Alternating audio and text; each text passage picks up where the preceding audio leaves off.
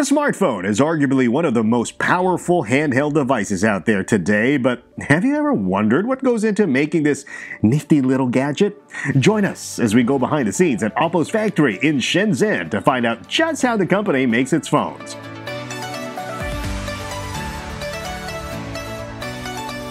It all starts with the motherboard. Like in all computing devices, the motherboard forms the foundation of all the circuitry within the smartphone. What you're looking at here is the production line of the R17 Pro's motherboard. This is where everything from the smallest transistors to key components such as memory modules and processor are precisely assembled with the help of robotics. Once the motherboard is complete, it is fitted into a frame. Here, the other modules such as the camera, display, and battery are put together in an assembly line fashion. To ensure there are no defects, Oppo has implemented 18 quality inspection processes along the way.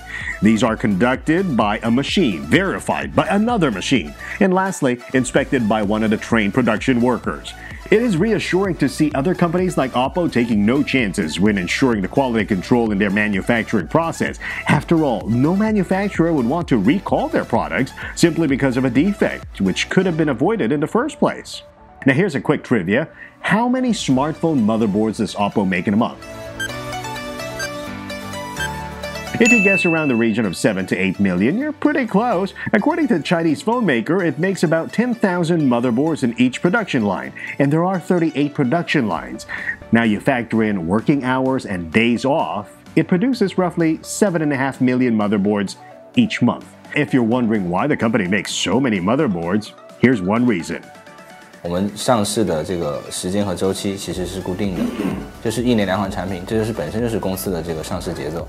你能看到很多国家的文化也不同啊，比如说12月有圣诞节，对吧？我们倒推前面，它10月份肯定要上市一款产品。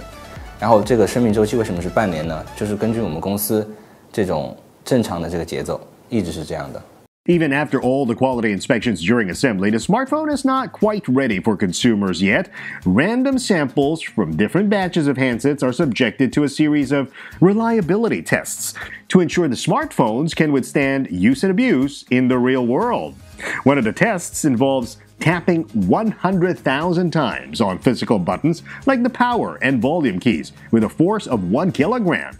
Now, to put things into real-world context, it would take about 6 years to tap 100,000 times if you do it 50 times a day. Then there's our favorite, the drop test. The phone is first dropped from a height of 1 meter from all sides. If it survives the 1 meter drop successfully, it will proceed to the next drop test at the height of 1.5 meters.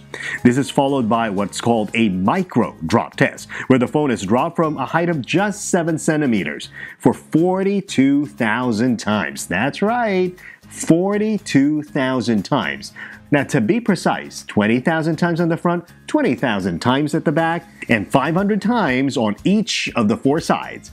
Now, granted, 7 centimeters is not much of a drop. Being able to survive through so many repetitions does tell a lot about the durability of the phone. Oppo also puts the phone in a high-temperature environment of 85 centigrade for 500 hours. There's also a rain test to ensure the handset is IPX2 certified. Once the tests are completed, the phone will be wiped clean and verified to be working properly.